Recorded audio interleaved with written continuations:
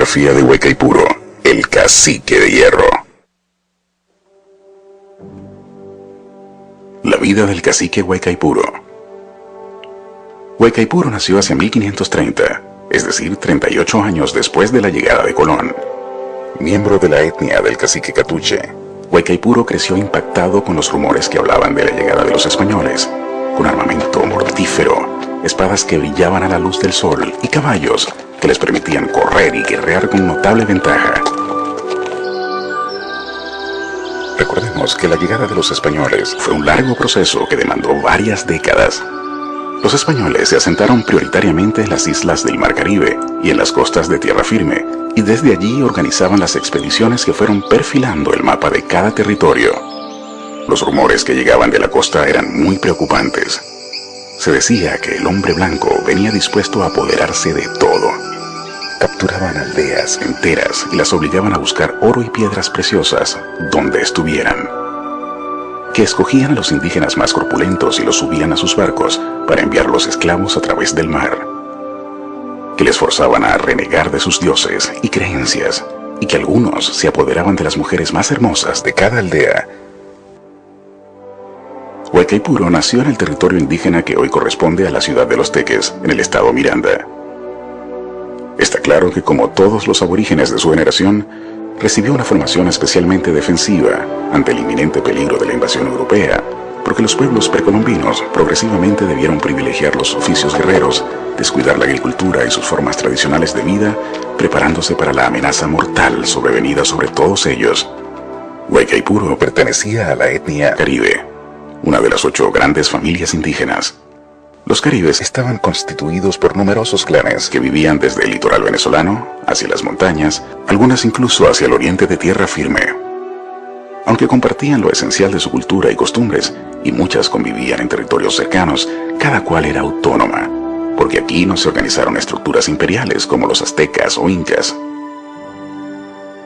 Claro que para hacer frente al peligro inminente, los aborígenes no pudieron estructurar fuertes militares ni trincheras ni hacer acopio de armamento y pertrechos. Tecnológicamente estaban muy atrasados frente al hombre europeo que cuando llegó a América ya tenía 30 siglos guerreando entre sí y sojuzgando a los pueblos mediterráneos. Huaycaipuro tenía 18 años cuando se convirtió en jefe único de los Teques y los Caracas. Para llegar a esa posición debió demostrar que era, entre una generación de fuertes combatientes, el más estoico, empecinado y resistente. Huaycaipuro pudo haber llegado joven al cacicazgo como autoridad, y hay que tomar en cuenta pues que en esa época para ser autoridad entre los caribes no era una cuestión fácil.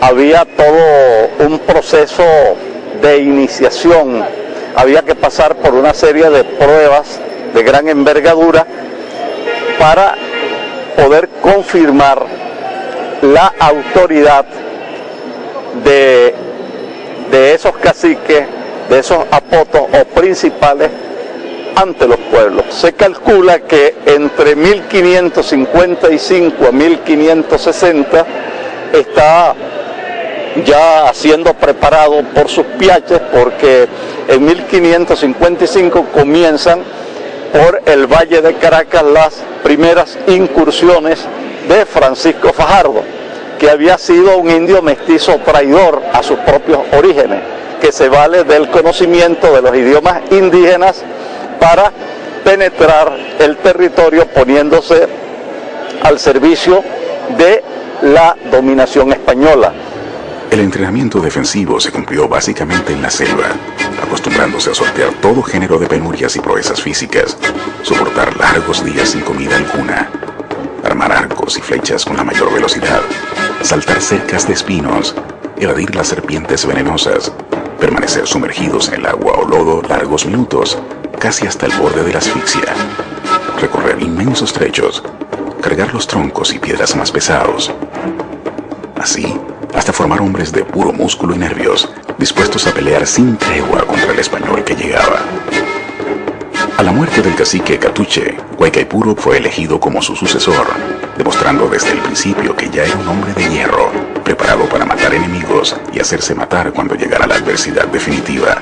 Pero precisamente el liderazgo de Guaycaipuro como estrella en una amplia geografía que va desde Cúpira hasta el lago de Valencia por toda la costa y en el sur lindando con los valles del Tuy, el periodo histórico va de 1560 a 1567, 68, cuando encuentra su muerte de manos de la gente de Diego de Lozada, quien es el que va a terminar de consolidar la conquista de Caracas. Más joven, todavía adolescente, montó su propia choza con Ukira, una linda muchacha de una aldea cercana. Ukira le tejió el penacho con plumas rojas que vistió desde su designación como cacique y como símbolo de su autoridad. Pero los días para el amor y la familia fueron muy pocos, porque los rumores de la cercanía del hombre blanco eran cada vez más preocupantes. De lejanas islas del Caribe llegaban escalofriantes historias que habían quemado tribus enteras, no dejando ni una sola choza en pie, que azotaban con látigo a los indígenas cautivos, que violaban sus mujeres e hijas y que los torturaban hasta morir procurando que buscaran oro. Guaycaipuro, cacique de los Teques y Caracas, y su hijo Baruta, cacique Mariche, enviaron mensajeros a los demás jefes caribes, urgiéndoles a unirse y organizarse para resistir la cercana invasión europea. Algunos clanes, aterrorizados y desmoralizados, ya se desperdigaban por la montaña. Pero otras acudieron presurosas al llamado de Guaycaipuro y comenzaron a coordinar la resistencia. Algunos pueblos, los arhuacos, pensaron que bastaría con el poder de los dioses para derrotar al hombre blanco y no mostraron mayor colaboración al principio. Sin embargo, otros caciques de la zona, más jóvenes y combativos, sí atendieron al llamado de Guaycaipuro y le ofrecieron sumar sus esfuerzos para hacer frente al peligro blanco.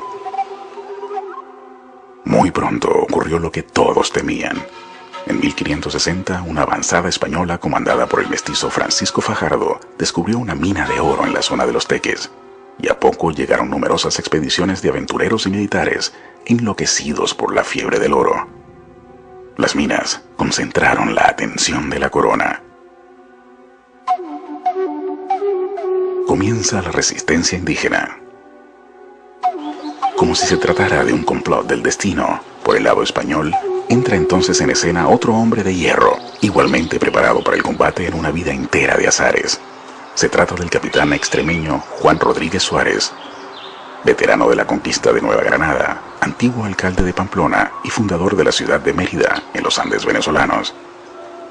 En sus andanzas por la región andina, había logrado derrotar sin mayor esfuerzo a la mayoría de los pueblos timotocuicas, precisamente las de mejor desarrollo cultural y organización social en la Venezuela precolombina. Rodríguez Suárez, además de la experiencia en numerosos combates contra indígenas rebeldes, tenía otro elemento a su favor, la comprensión de la psicología del aborigen. Vivía en concubinato con varias indígenas.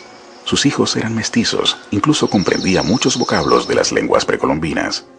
Juan Rodríguez Suárez, ese señor alimentaba, según unos datos que consiguió el historiador Carlos Excel,